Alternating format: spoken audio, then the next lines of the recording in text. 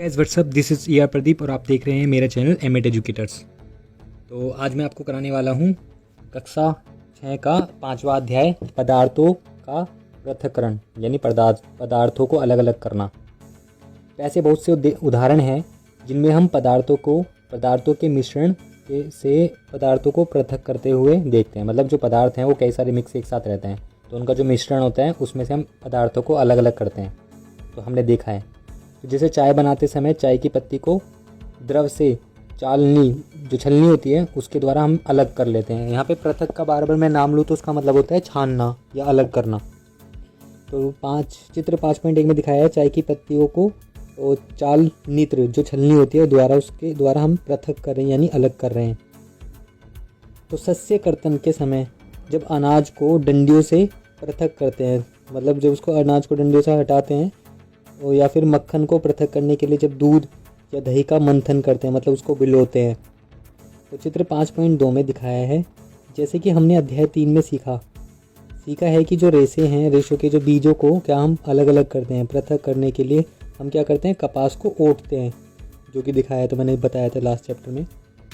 कदाचित आपने नमकीन, दलिया अथवा पोहा खाया होगा, तो यदि आपने यह पाया होगा कि इसमें मिर्च है तो खाने से पहले उन्हें सावधानीपूर्वक आप क्या कर देते हो, बाहर निकाल दिया होगा आपने।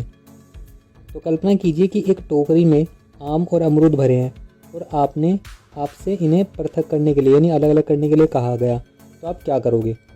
तो इसके लिए आप एक प्रकार के फलों को उठाकर किसी पृथक यानी कि एक अलग बर्तन में रख दोगे। क्या यह सही है? तो आगे पढ़ते हैं। आगे दिखा रखा है चित्र 5.2 में दही या जो दूध और दही है उसका मंथन करके मक्खन निकालना, उसको बिलोना। गांव में बहुत बिलोते हैं। ऐसा करना सरल प्रतीत होता है हमें, मतलब इजी लगता है, परंतु यदि पृथक किया जाने वाला पदार्थ जैसे आम या अमरूद है इसकी तुलना में बहुत ज़्यादा छोटा हो तो उन्हें हम पृथक यानी अलग कैसे करेंगे? तो अलग करने के लिए हम क्या करना होगा? कल्पना कीजिए या सोचिए, यदि आपको रेत और नमक के मिश्रण से भरा कोई गिलास दिया जाए तो मिश्रण से रेत के कणों को हाथ से बीन कर पृथक करने की सोचना भी असंभव है, मतलब हो ही नहीं सकता। परंतु पहली यह जानना चाहती है कि ऐसे पदार्थ को पृथक करने की हमें आवश्यकता ही क्यों है, मतलब क्यों करें? तो क्रियाकलाप 1 में सारणी जो 5.1 है उसके कॉलम 1 में पृथक के कुछ प्रक्रम दिए हैं और पृथक करने का उद्देश्य दिया है तथा अवयवों को पृथक करने के ढंगों को कॉलम 2 और 3 में दिया गया है। यद्यपि कॉलम 2 और 3 में दी गई सूची अव्यवस्थित है, अभी पूरी तरह व्यवस्थित नहीं है। और क्या आप प्रत्येक को क्या कर सकते हो, प्रक्रम का उसके उद्देश्य अथवा प्रकृत अवयवों को उपयोग के ढंग से मिलाकर कर सकते हो? तो देखो सारणी 5.1 में हम पदार्थों को पृथक करते हैं तो वो दिखा रखा है। तो पृथक प्रक्रम दे रखे हैं और उद्देश्य जिसके लिए हम पृथक करते हैं और पृथक अवयवों का हम क्या करते हैं। तो ये अभी क्या है, व्यवस्थित नहीं है, इसको व्यवस्थित नहीं किया गया, तो हम इसको अभी ऐसे ही रहने देते। आगे बढ़ते हैं, जब आपको चैप्टर समझ में आएगा उसके बाद में आप इसको पढ़ना।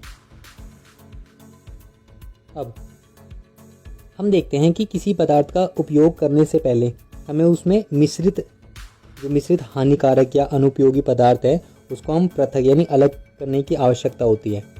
कभी कभी हम उपयोगी वस्तुओं को भी पृथक करते हैं, जो उपयोगी है उनको भी अलग करते हैं, जिनकी हमें अलग से उपयोग करने की क्या होती है, आवश्यकता या ज़रूरत होती है।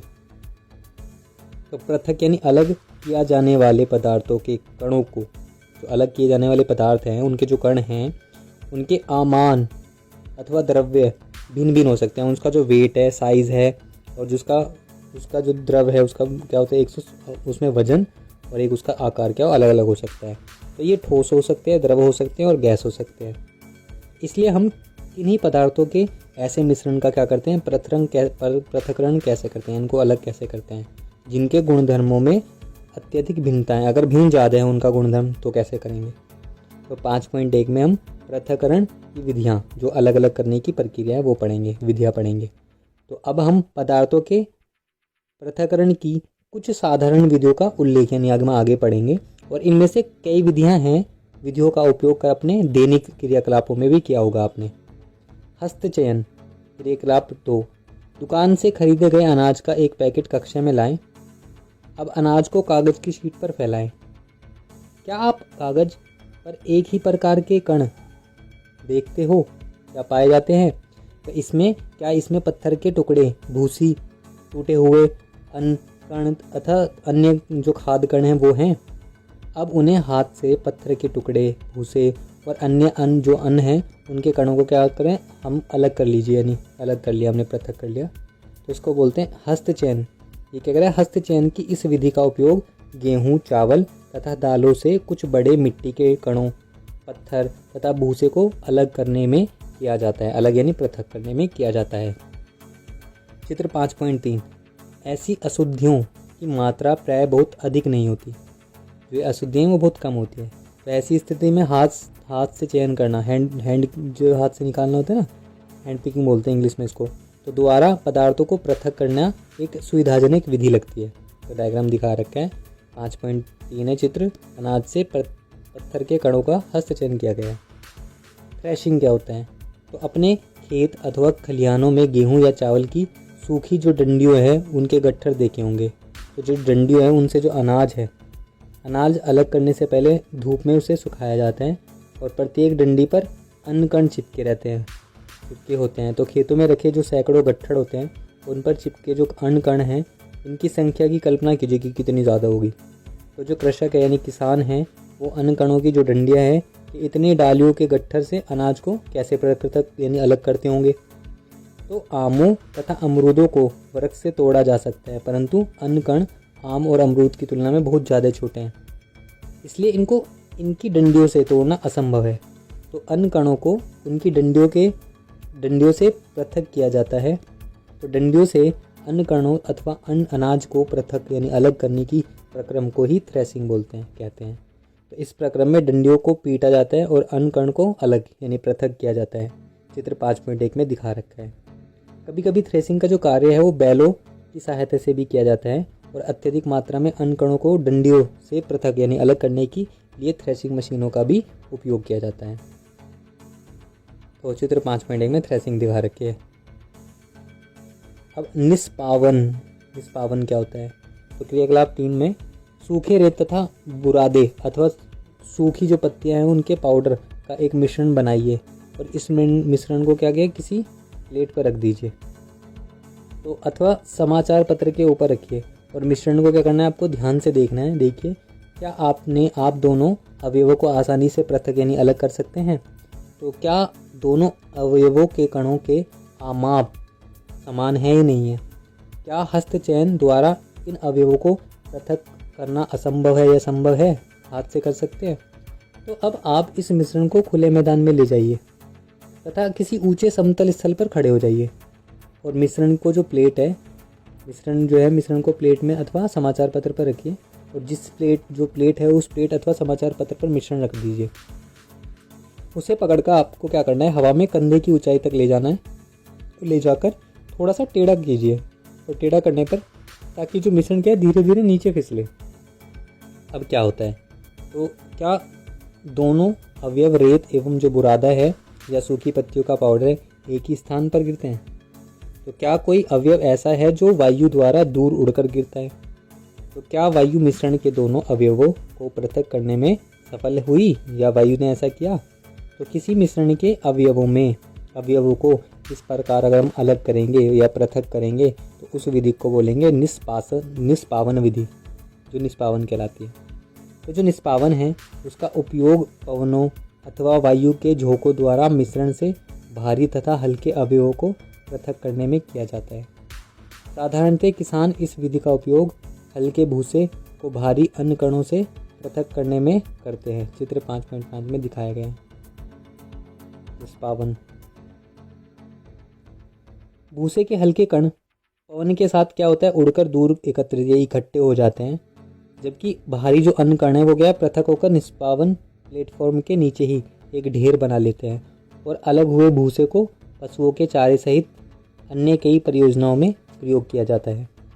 चालन कभी कभी हमें आटे से व्यंजन बनाने की इच्छा होती है, तो हमें पहले उसे उपस्थित चोकर जो होता है तथा अन्य अशुद्धियों को क्या करना पड़ता है, अलग करना पड़ता है, पृथक करने की ज़रूरत पड़ती है, आवश्यकता होती है।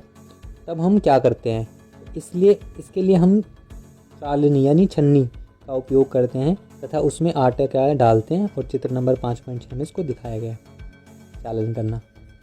तो आटे के जो छोटे कण होते हैं वो चालनी के छिद्रों द्वारा निकल जाते हैं, जबकि जो बड़ी अशुद्धियाँ हैं वो चालनी में रह जाती हैं। तो प्राय आटे की मिल में गेहूं को पीसने से पहले पत्थरों तथा भूसे जैसी अशुद्धियों को हटाया जाता है। साधारणतः गेहूं की बोरी को एक तिरछी चालनी पर डाला जाता है। चालन द्वारा पत्थर, डंडियाँ तथा भूसा जो निष्पादन तथा थ्रेशिंग के बाद गेहूं में रह जाते हैं को दूर किया जाता है।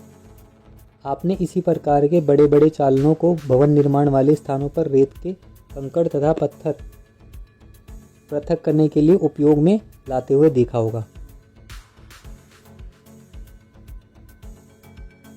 चित्र 5.7 चालन द्वारा कंकड़ तथा पत्थरों को रेत से पृथक किया जाता है। क्रियाकलाप 4 कक्षा में एक चालनी या छन्नी तथा थोड़ा सा आटा घर से लाएं और चालन द्वारा आटे से अशुद्धियों को पृथक यानी अलग कीजिए। अब चाक का पाउडर बनाइए और इसको आटे के साथ मिला लीजिए। इस मिश्रण का चालन कीजिए।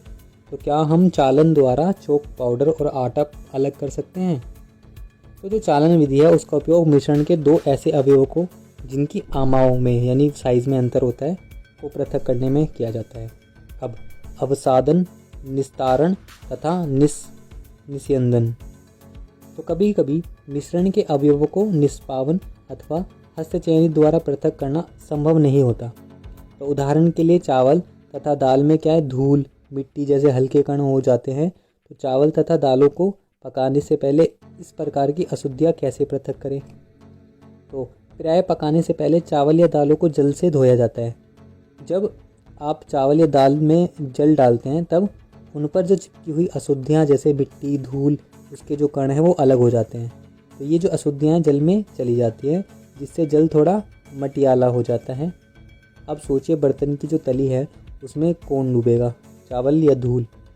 और क्यों? क्या आपने देखा है कि बर्तन को थोड़ा सा टेढ़ा करके जल को बाहर गिराया जाता है। तो मिश्रण में जल मिलाने पर भारी अवयवों के नीची तली पर में बैठ जाने को के प्रक्रम को तो अवसादन बोलते हैं, और अवसादीय मिश्रण को बिना हिलाए जल को मिट्टी सहित उड़ेलना, उसकी प्रक्रिया को निस्तारण कहते हैं। तो चित्र 5.8 में दिखाया गया है। आइए अब हम ऐसे अन्य मिश्रणों का पता लगाते हैं जिनमें अवयवों को अवसादन और निस्तापन विधि द्वारा पृथक किया जा सकता है। तो चित्र 5.8 में किसी मिश्रण के दो अवयवों को अवसादन तथा निस्तारण द्वारा पृथक करना। तो यह सिद्धांत ऐसे द्रवों के मिश्रणों को पृथक करने में उपयोग में लाया जाता है जो आपस में मिश्रण नहीं होते। उदाहरण के लिए तेल तथा जल को उनके मिश्रण से इसी विधि द्वारा पृथक किया जा सकता है। यदि द्रव के ऐसे मिश्रणों को कुछ समय के लिए रखा रहने दिया जाए तो वे दो पृथक यानी अलग अलग जो परतें हैं उसमें बढ़ जाती हैं। इसके बाद जो अवयव ऊपरी परत बनाता है उसे निस्तारण द्वारा पृथक कर सकते हैं। आइए फिर से ठोस और द्रव के किसी मिश्रण का पर विचार करें और चाय तैयार करने के बाद आप चाय की पत्तियां पृथक करने के लिए क्या करते हैं और निस्तारण की विधि अपनाइए। तो इसके द्वारा कुछ सहायता मिलती है, परंतु क्या आपको चाय में कुछ पत्तियां अब भी मिलती हैं? अब चाय को एक छलनी में डाल दीजिए। क्या चाय की सारी पत्तियां जो छलनियाँ उसमें रह गई? तो इस प्रक्रम को निस्यंदन यानी फिल्टर करना कहते हैं। चित्र 5.1 में अब सोचिए तैयार चाय से जो चाय की पत्तियां पृथक करने में निस्तारण और निस्यंदन में से कौन सी विधि अच्छी है? आइए अब हम अपने उपयोग में आने वाले जल के उदाहरण पर विचार करते हैं। क्या हम सभी को हर समय पीने के लिए सुरक्षित जल मिलता है? कभी कभी नलों से गदला जो जल प्राप्त होता है, तालाबों तथा नदियों से एकत्रित किया जाता है। तो जल की जो पंकिल हो सकता है, ये विशेषकर बरसात के बाद। तो आइए अब हम यह देखें कि क्या हम जो पृथक्करण है, अलग करने की जो विधियाँ हैं, कुछ विधियाँ द्वारा जल से मिट्टी जैसे अविलेय सब अशुद्धियाँ जो मिट्टी में नहीं मिलती उनको कैसे दूर करते हैं। तो क्रियाकलाप 5 में तालाब या नदी का पंकिल जल लीजिए, जो उसका जल होता है। यदि यह न मिल सके तो एक गिलास जल में थोड़ी मिट्टी मिला दें और इसे आधे घंटे के लिए छोड़ दें। तो जल का सावधानीपूर्वक परीक्षण कीजिए तथा अपने प्रेक्षणों को लिखिए। तो क्या गिलास की तली में कुछ मिट्टी बैठ गई है? ऐसा क्यों हुआ? तो ये इस प्रक्रम को आप क्या कहोगे? तो अब क्या है, जल जो बिना हिलाए गिलास को थोड़ा तिरछा कीजिए। इस गिलास के ऊपर के जल को दूसरे गिलास में उड़ेलिए। चित्र 5.8 में दिखाया गया है। आप इस प्रक्रम को क्या कहोगे? क्या दूसरे गिलास का जो जल है अब भी पंकिल अथवा भूरे रंग का है? तो अब इस निस्यंदन कीजिए, मतलब इसका क्या करना है, फिल्टर करना है। और क्या चाय वाली छलनी से यह कार्य किया? आइए कपड़े की सहायता से जल को निस्यंदन करने या फिल्टर करने का कोशिश करते हैं। और कपड़े के टुकड़े में बुने हुए जो तागो है उसके बीच में छोटे छोटे छेद अथवा क्या होते हैं, रंध्र होते हैं, छेद होते हैं, जो कपड़े के इन्हीं छेदों का उपयोग निस्यंदन के रूप में किया जा सकता है। यदि जल अब भी पंकिल है, मतलब अब भी क्या है, उसमें कलर है, मटियाला है, तो अशुद्धियों को फिल्टर पत्र जो होता है, फिल्टर पेपर जो होता है, उसके द्वारा फिल्टर या निस्यंदित किया कर सकते हैं, जिसमें और भी छोटे रंध्र हो सकते हैं, और भी छोटे छेद हो सकते हैं। तो फिल्टर पत्र जो होता है एक ऐसा निस्यंदन होता है, निस्यंदक होता है, जिससे बहुत छोटे छोटे जो छिद्र होते हैं बहुत छोटे छोटे। और चित्र 5.9 में फिल्टर पत्र के उपयोग से संबंधित विभिन्न चरण दर्शाई गई है। फिल्टर पत्र को शंकु के रूप में मोड़कर कीप में लगा दिया जाता है और चित्र 5.10 में उसको दिखाया गया है। इसके पश्चात यानी इसके बाद मिश्रण को फिल्टर पत्र के ऊपर उड़ेला जाता है और मिश्रण के ठोस कण इसके छिद्रों से नहीं गुजर पाते तथा फिल्टर पत्र पर यही रह जाते हैं। चित्र 5.9 में शंकु बनाने के लिए फिल्टर पत्र का मोड़ना और चित्र 5.10 में फिल्टर पत्र के उपयोग से निस्यंदन करना। साधारणतः फलों तथा सब्जियों के जो रसों हैं उसको पीने से पहले उनसे जो बीज हैं या ठोस पदार्थ है उनको पृथक यानी अलग किया जाता है। तो निस्यंदन विधि का उपयोग घरों में पनीर बनाने में भी होता है। आपने देखा होगा कि पनीर बनाने के लिए दूध को उबालने से पहले इसमें नींबू रस मिलाया जाता है और इससे पनीर के ठोस कण क्या होते हैं, द्रव का मिश्रण बन जाते हैं, प्राप्त होता है। और पनीर को इस मिश्रण से कपड़े द्वारा छलनी से फिल्टर करके पृथक किया जाता है। अगला है वाष्पन, क्रियाकलाप 6। बीकर में कुछ जल गर्म लीजिए, जल को उबलने दीजिए और यदि आप उसे लगातार गर्म करते हैं तो क्या संपूर्ण यानी सारा जो जल है वो भाप में बदल जाता है तथा अदृश्य हो जाता है। तो अब दूसरे बीकर के जल में 2 चम्मच नमक डालिए तथा अच्छी तरह हिलाइए। तो क्या आप जल के रंग में कोई परिवर्तन देखते हैं? तो विलोडित करने के बाद क्या आप बीकर में कोई नमक देखते हो? तो नमक के जल से भरे बीकर को गर्म कीजिए। तो जल को जो उबाल कर उड़ने दीजिए और बीकर में क्या बचता है वो देखिए। तो चित्र 5.11 में नमक युक्त जल से भरे बीकर को गर्म करना दिखाया गया है। इस क्रियाकलाप में हमने मिश्रण से जल तथा नमक को पृथक करने के लिए वाष्पन की प्रक्रिया का प्रयोग किया है। जल को उसके वाष्प में परिवर्तन करने की प्रक्रिया को ही वाष्पन कहते हैं। जहाँ पर जल होता है वाष्पन की प्रक्रिया क्या होती है, निरंतर होती रहती है। आपके विचार से नमक कहाँ से आता है? तो समुद्र के जल में अत्यधिक मात्रा में लवण मिश्रित होते हैं। तो इन्हीं लवणों में से एक लवण साधारण नमक भी होता है जो हम घरों में यूज़ करते हैं। तो जब समुद्र के जल को बड़े बड़े उथले गड्ढों में भर कर छोड़ दिया जाता है तो सूर्य के प्रकाश से जल क्या होता है, गर्म हो जाता है और वाष्पन द्वारा धीरे धीरे वाष्प में बदलने लगता है। तो कुछ समय बाद सारा जल जो है वाष्पित हो जाता है और जो ठोस लवण है वो नीचे बैठ जाता है। उसके बाद तत्पश्चात इन लवणों के मिश्रण का शोधन करके साधारण जो नमक है उसको प्राप्त किया जाता है। तो समुद्र, ये 5.12 में समुद्र जल से नमक प्राप्त करना दिखा रखा है डायग्राम में। पृथक्करण की एक से अधिक विधियों का उपयोग। तो हमने क्या है, पदार्थों को अलग करने की कुछ विधियों के बारे में अभी पढ़ा है, अध्ययन किया है। तो प्रायः किसी मिश्रण में उपस्थित जो विभिन्न अवयव है ना, उनको पृथक करने के लिए केवल एक विधि का उपयोग पर्याप्त नहीं है। तो हम क्या करते हैं, ऐसी स्थिति में हम एक से अधिक विधियों का उपयोग करने की आवश्यकता होती है। क्रियाकलाप 7। रेत और नमक का मिश्रण लीजिए, इसमें आप कैसे पृथक करेंगे? हमने पहले भी देखा है कि हस्तचयन विधि इसके पृथक्करण के लिए व्यवहारिक यानी सही नहीं होगी। तो इस मिश्रण को बीकर में रखिए तथा इसमें कुछ जल मिलाइए। तो इसके बाद बीकर को कुछ समय के लिए एक और रख दीजिए। तो क्या आप यह देखते हैं कि रेत बीकर की तली में बैठ रहा है? इसे निस्तारण या निस्यंदन द्वारा, ये जो प्रक्रिया इनके द्वारा पृथक कर सकते हैं। तो निस्तारित जो द्रव है में क्या बचा हुआ है? तो क्या आप जानते हैं कि इस जल में वही नमक है जो कि आरंभ में हमने मिश्रण में मिलाया था। अब इस निस्तारित जो द्रव है, इससे नमक व जल को अलग करना। इस द्रव को किसी को केतली में भरकर इसका ढक्कन बंद करिए और अब कुछ समय तक केतली को गर्म कीजिए। तो क्या आप केतली की टोटी से भाप निकलती देखते हैं? डायग्राम में दिखा रखा है। वाष्पन और संघनन। तो एक धातु की प्लेट लीजिए जिस पर कुछ बर्फ़ रखिए और प्लेट को केतली की टोटी के ठीक ऊपर पकड़िए, जैसे कि चित्र 5.13 में दर्शाया गया है। तो आप क्या देखते हैं? केतली के सारे जल को भाप में बदल दीजिए। तो जब भाप बर्फ़ से ठंडी की गई तो प्लेट के संपर्क में आती है तो वह संघनित होकर द्रव जो है जल बन जाती है और प्लेट के नीचे से बूंद बूंद होकर नीचे गिरने वाली यह जल संघनन द्वारा भाप बना है। तो जब वाष्प से उसकी द्रव अवस्था में परिवर्तन होने की प्रक्रिया को संघनन कहते हैं। तो क्या आपने कभी जिस पात्र में दूध को थोड़ी देर पहले उबाला गया था उस पर ढकी प्लेट पर संघनित जल की बूंदों को देखा है मतलब आपने। तो जब सारा जल वाष्पित हो जाता है तो फिर केतली में पीछे क्या छूट जाता है? तो इसी प्रकार हमने मिश्रण से नमक, रेत, जल को निस्तारण, निस्यंदन, वाष्पन और संघनन इन विधियों का प्रयोग करके सफलतापूर्वक पृथक किया है या अलग किया है। पहली को रेत से नमक की पुनः प्रक्रिया जो प्राप्ति है की समस्या है। उसने जो नमक के संपूर्ण पैकेट को रेत की थोड़ी सी मात्रा में मिलाया था।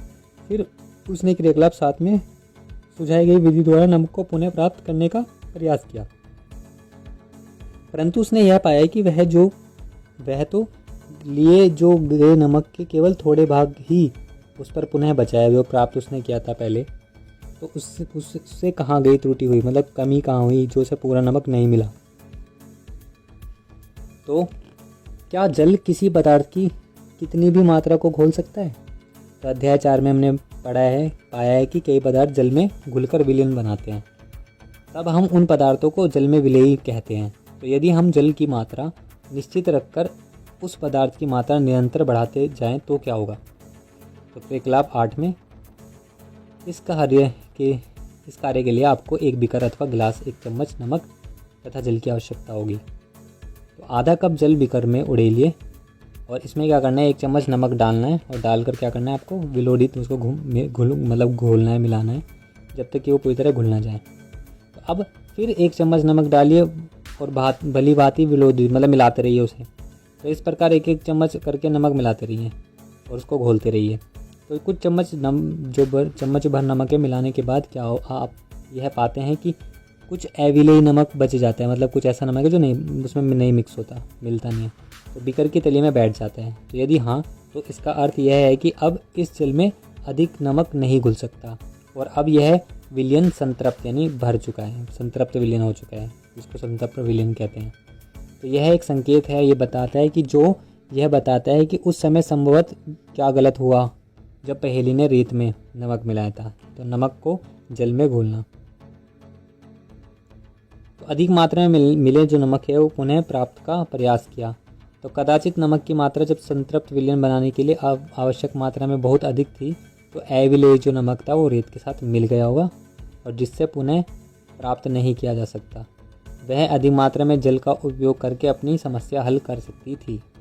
तो कल्पना कीजिए कि उसके पास मिश्रण में सारे नमक को घोलने के लिए पर्याप्त मात्रा में जो मात्रा है उसमें जल नहीं है।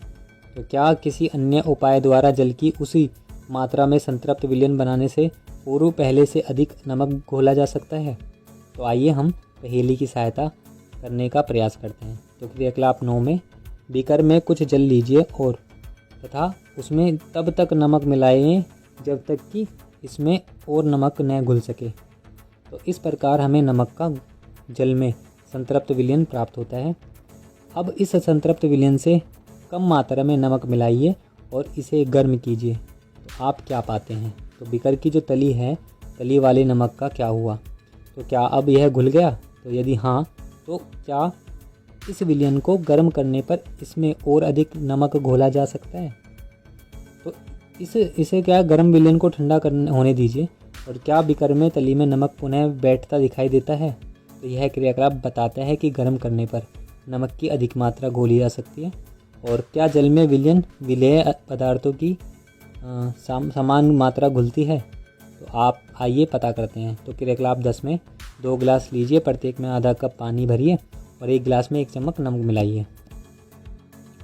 सारणी 5.2 में पदार्थ नमक और चीनी, जल में घुलने वाले पदार्थ की मात्रा कितनी है? चम्मचों की संख्या बतानी है।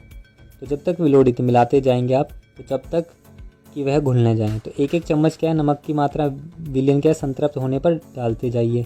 तो नमक के चम्मचों की संख्या जो कि घोली गई है उसको सारणी 5.2 में लिखिए। अब क्या करना है, इस क्रियाकलाप को चीनी से दोहराइए और आप इसको जल में विलेय अन्य पदार्थों से भी दोहरा सकते हैं। तो सारणी 5.2 में आप क्या जानकारी प्राप्त करते हैं? क्या आपने पाया कि जल में विभिन्न पदार्थों की भिन्न भिन्न मात्रा को घोलता है? तो हमें पदार्थ के पृथक्करण की कुछ विधियों के विषय में चर्चा की है और इस अध्ययन में प्राप्त पृथक्करण की विधियों का उपयोग विज्ञान प्रयोगशाला में भी किया जाता है। तो हमने यह भी सीखा है कि पदार्थ को द्रव में घोलने से विलयन बनता है और यदि विलयन में और पदार्थ न घुल सके तो यह संतृप्त विलयन कहलाता है। तो फाइनली ये चैप्टर ख़त्म हो गया है। जो प्रमुख वर्ड हैं, वो प्रमुख शब्द हैं, वो है मंथन और संघनन, निस्तारण, वाष्पन, निस्यंदन, हस्तचयन और संतृप्त विलयन, अवसादन, चालन, विलयन, थ्रेसिंग और निष्पावन। तो आई होप ये आपको समझ में आया हो। अगर नहीं आया तो प्लीज़ कमेंट करें और अगर ये आपको समझ में आ गया तो प्लीज़ लाइक करें, शेयर करें, सब्सक्राइब करें और वेट करें नेक्स्ट वीडियो का। तब तक के लिए बाय, धन्यवाद।